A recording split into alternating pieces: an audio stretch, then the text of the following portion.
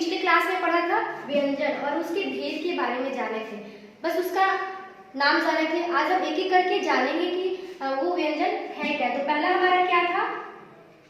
पहला था स्पर्श व्यंजन। स्पर्श व्यंजन, स्पर्श का मतलब ही होता है छूना, टच करना। तो जिस व्यंजन के उच्चारण करते समय हमारा जीभ मुख के विभिन्न भागों को अर्थात कंठ, तालु, मूर्धा, दंत, ओष्ठ इसको स्पर्श करके अब वो व्यंजन बाहर निकलती है, उसे हम कहते हैं स्पर्श व्यंजन। स्पर्श व्यंजन होते हैं 25। इसकी संख्या कितनी होती है? 25। कौन कौन यहाँ पे जानेंगे? क वर्ग, च वर्ग, ट वर्ग, त वर्ग और प वर्ग। तो ये सभी वर्ग का अपना अपना उच्चारण स्थान होता है। जैसे कि मैंने आप लोगों को क्या बताया कि जीभ जो है हमारे मुंह के विभिन्न भागों को स्पर्श करते हुए आवाज बाहर निकलती है, उसे हम स्पर्श व्यंजन कहते हैं। क वर्ग, क वर्ग का उच्चारण स्थान क्या होता है? कंठ। कंठ, क जो है इसका उच्चारण हमारा कंठ से होता है। जैसे कि आप उच्चारण करके देखिए क, जब हम क का उच्चारण कर रहे हैं तो इसका उच्चारण कहाँ से आ रहा है? हमारे कंठ से। तो क वर्ग में जितने भी वर्ग आएंगे उसका उच्चारण स्थान क्या है? कंठ है।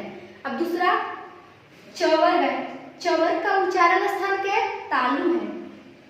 तालु, च वर्ग का उच्चारण स्थान तालु है। जब हम च बोलेंगे च, तो इसका उच्चारण जो हमारा जीभ है, तालु किसे बोलते हैं? जो हमारे दांत का ऊपरी भाग होता है जिसमें जीभ स्पर्श करती है च बोलते समय, उसे हम तालु कहते हैं। तो च वर्ग का उच्चारण स्थान तालु होता है। च बोल के आप लोग देखिए दांत के ऊपरी भाग में हमारा जिह्वा जो है क्या होता है? स्पर्श करता है, तब हम च का उच्चारण कर पाते हैं। च, छ, तो जो जीभ है हमारे तालु को स्पर्श कर रही है, तो इसका उच्चारण स्थान तालु है। अब आते हैं ट वर्ग में। ट, इसका उच्चारण स्थान होता है मूर्धा। अब हम पढ़ेंगे कि मूर्धा है क्या। जो हमारा जीभ है उसके ऊपरी भाग, जब हम बोलेंगे ट तो हमारा जीभ कहाँ पे स्पर्श कर रहा है? जस्ट जीभ के ऊपरी भाग को स्पर्श करके इसका उच्चारण आ रहा है ट। इसी में जैसे ट में जितने भी वर्ग के आएंगे सबका उच्चारण स्थान हमारा मूर्धा होता है। आप उच्चारण करके देख सकते हैं। अब हमारा है त वर्ग। त वर्ग, तो इसका उच्चारण स्थान है कंठ, सॉरी इसका उच्चारण स्थान है दंत, दांत। जब आप च बोलते होंगे तो हमारा जो जीभ है वो दांत को स्पर्श करता है यानी कि छूता है, तब हमारा इसका उच्चारण होता है। जैसे आप बोलिए त, थ, द, तो जीभ हमारा कहाँ है? स्पर्श कर रहा है दांत को, तो इसका उच्चारण स्थान दांत होगा। आप उच्चारण करके देखते रहिए। अब हम आगे बढ़ते हैं प वर्ग में। प का उच्चारण स्थान ओठ होता है, आप उच्चारण करके देख सकते हैं।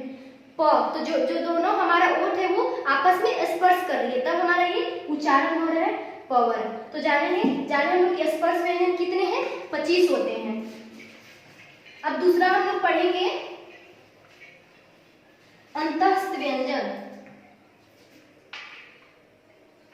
व्यंजन के दूसरे भेद को पढ़ेंगे अंतस्थ व्यंजन। अंतस्थ व्यंजन है क्या? तो जिन व्यंजन के उच्चारण करते समय स्वर और व्यंजन के बीच का सा होता है जिसे हम अंतस्थ व्यंजन कहते हैं। अंतस्थ व्यंजन कितने होते हैं? 4 होते हैं। ये स्वर और व्यंजन के बीच का होता है। स्वर अंतस्थ व्यंजन कितने हैं? 4 है। कौन कौन? य, र, ल और व, ये हो गए हमारे अंतस्थ व्यंजन जो होते हैं स्वर और व्यंजन के बीच का सा होता है, जिसे हम अंतस्थ व्यंजन कहते हैं। अब हम पढ़ेंगे इसके व्यंजन के तीसरे भेद को। तीसरा भेद क्या था? ऊष्म व्यंजन। ऊष्म व्यंजन, ऊष्म व्यंजन है क्या? ऊष्म व्यंजन जिसके उच्चारण करने में वायु हमारे मुंह से रगड़ खाकर बाहर निकलती है। जिस व्यंजन का जब हम उच्चारण करते हैं तो जो वायु होती है हमारे मुंह से रगड़ करके बाहर निकलती है, तो वायु के रगड़ खाने से जो वायु होते हैं गर्म हो जाते हैं, इसलिए इसका नाम रखा गया है उष्म व्यंजन। जब हम उच्चारण करते हैं तो हमारे मुख से वायु रगड़ खाकर बाहर निकलती है। उष्म व्यंजन कितने होते हैं? 4 होते हैं, ये भी 4 होते हैं। कौन कौन?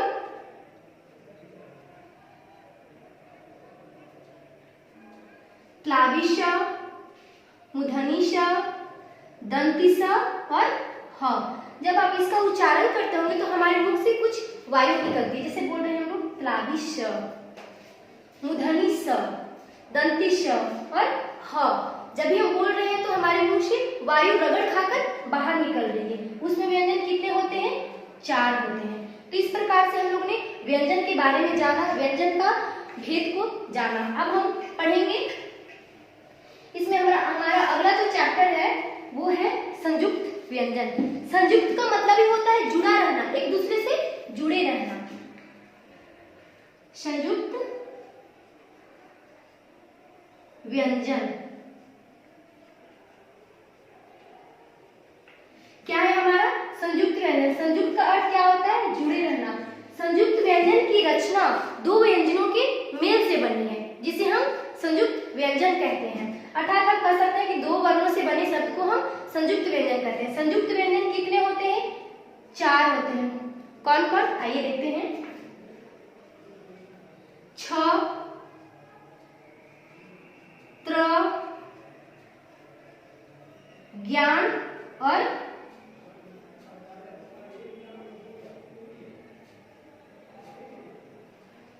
होते हैं स्र। संयुक्त व्यंजन कितने होते हैं? 4। तो आइए देखेंगे कि ये किन किन वर्णों से मिलकर बना है, किन किन व्यंजनों से मिलकर बना है। ये जो हमारे बने हैं क प्लस मूर्धनि स, मिलकर क्या बना है?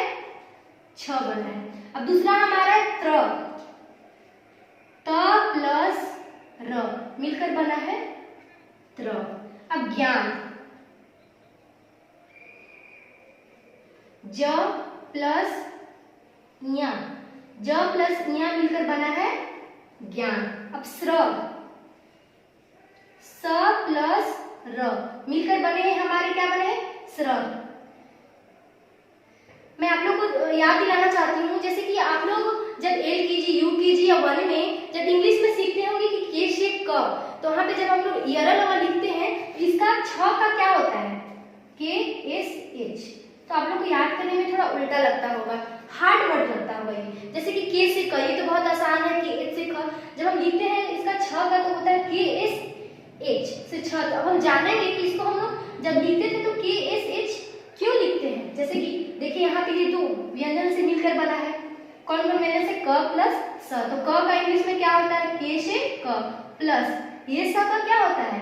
SH। ये मिलकर बने हमारा क्या? छ। अब त्र है यहाँ, तो त्र किस किस से मिलकर बना? कौन कौन व्यंजन से? त प्लस र। तो त्र का आप लोगों ने सीखा होगा TR से त्र होता है। तो क्यों इसका TR लिखते हैं? अब यहाँ देखेंगे।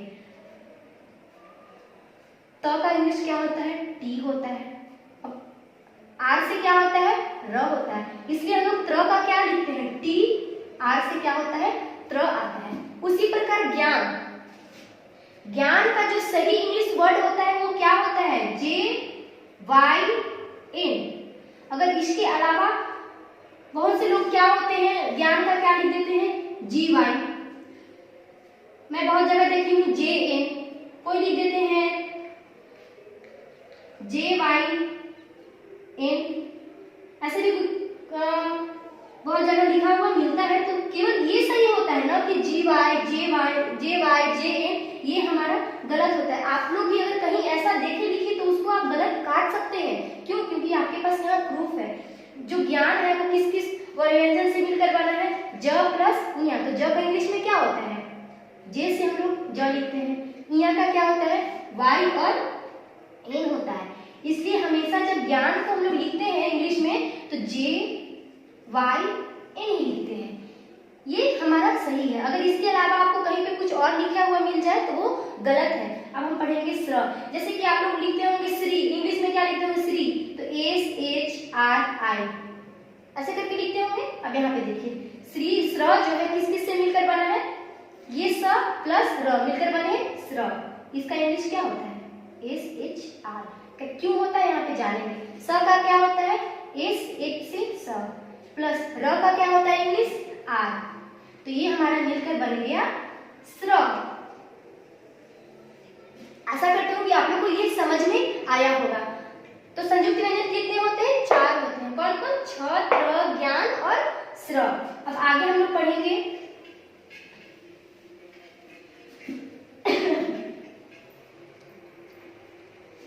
स्वनी ध्वनियां। ये आप लोग को थोड़ा नया वर्ड लग रहा होगा, लेकिन हम जानेंगे कि स्वनी ध्वनियां है क्या। स्वनी ध्वनियां जब मैं बताऊंगी तो आप लोग को शायद याद आ जाए। स्वनी ध्वनियां 2 होते हैं। कौन कौन,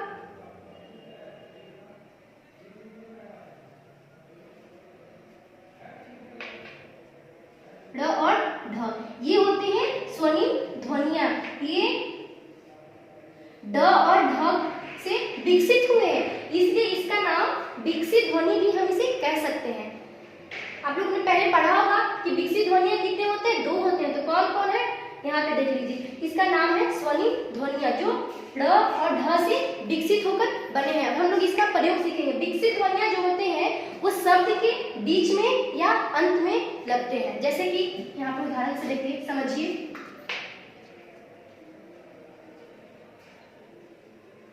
ये ड है, तो इसका हम लोग यहाँ एक एग्जाम्पल लेते हैं। ये शब्द के मैं भी क्या बताई कि ये शब्द के बीच में या अंत में बनते हैं। जैसे सड़क, क्या है ये, सड़क। दूसरा है हमारा मकड़ी, तो ये शब्द के बीच में और ये अंत में बने हैं। उसी प्रकार हम दूसरा देखेंगे ढ, इसको भी हम शब्द के अंत या बीच में या अंत में लिखते हैं। जैसे देख लीजिए, पढ़, पढ़ाई। तो ये हमारे हैं विकसित ध्वनियां, जिसे हम स्वनी ध्वनियां से भी जानते हैं। बस आज के लिए इतना ही। Thank you. अब हम मिलेंगे अगली क्लास में नए चैप्टर के साथ।